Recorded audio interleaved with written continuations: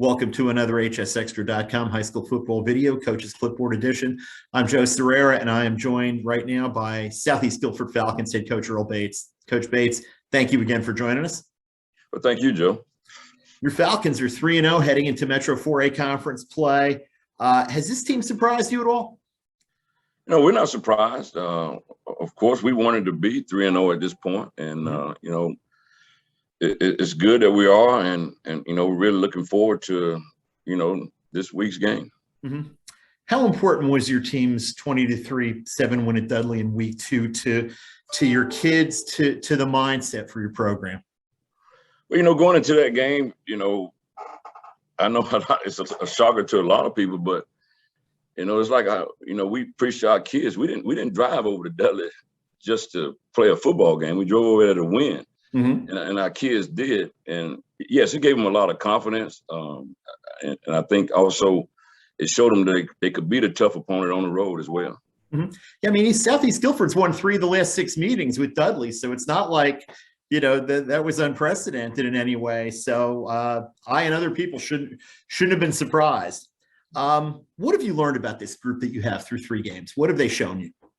Well, we've got a senior-heavy football team.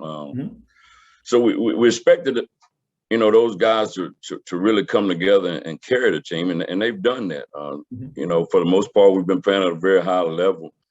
We didn't play so well Friday night with all the penalties and stuff, but we were able to overcome those things, and they've shown great leadership, and they kind of carried us to this point. Who've been some of the guys who've provided that leadership for the Falcons? Well, there's several guys in that group. It starts with our 4 captains. Cam Williams, Bryce Serrano, Cooper Ryan, and Cameron Alcorn. Those guys are team captains, and then we got other guys: Jordan Dollar, Caleb Mosley. Those guys have been around the programs for 4 years. Mm-hmm. We got, we added guys in Kyrie Wald. Tyshawn Wald is a guy that we added, but he's another senior that gives a lot of leadership. So. Mm-hmm. All that senior leadership, and those guys have been working extremely hard since this summer. So we're actually going back to this past spring. So it's all come together. What are the questions in your mind that still have to be answered by this team and about this team? Well, we still, week to week, everybody talks about it in the trenches. We still want to improve a little bit in the trenches. That's a battle for us right now. We got a lot of good young talent, but they're not quite ready. So week to week up front is always something that we have to answer that question week to week up front. Mm-hmm. Your team opens Metro 4A play at home Friday against an unbeaten Grimsley team. How excited are your fans and the Southeast community about this matchup? Well, it's already some buzz in the building. I had several kids say things to me yesterday at school about how excited they are. And that's always good. I think, our kids came very focused yesterday to practice. Mm-hmm. As a coach, you always see what their mindset is on Monday. So, and our kids were very focused. So I think they're really looking forward to the game on Friday.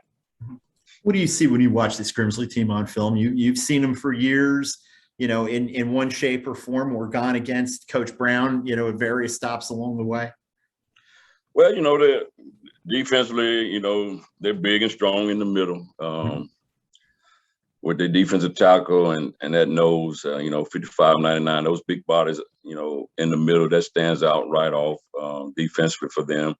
I think they fly around well, getting to the ball. Offensively, they're doing a great job running the football right now. The offensive line, I think they've gotten a lot better from last year. I think that's a strength for them. So they do a lot of good things. And then, you look at the 2 big receivers on the outside, that's always a threat downfield. Mm-hmm. And they've got a quarterback who has some familiarity with your program, and Ryan Stevens, who, played some for Southeast, and, he's in the rotation there. Does that concern you at all when you've got a guy who played in your program playing for the opponent? It doesn't concern me. Again, what we focus on is the guys we have here at Southeast. Again, he did play in this program, but he's not at Southeast right now. So we spend our time worrying about our guys. what do your guys need to do Friday night to come away from Bill Slayton Athletic Field with a win? Well, not turn the football over for one, and we need to eliminate some of those penalties. We had bad penalties on Friday night. We had touchdowns that were called back and didn't actually cash in after those touchdowns. So we can't do those things against a good football team. And we've got to move the chains. The best defense sometimes is keeping your defense off the field. So offensively, we've got to move the chains, and we'll get opportunities to score. We've got to cash in. Well, it should be a great football game, a great way to start Metro 4A conference play. Anybody in Guilford County who doesn't have a team that they're rooting for in another game ought to get down to Southeast Guilford on Friday night to see your team against Grimsley. Thank you for taking the time to talk with us, Coach. All right. Thank you, Joe.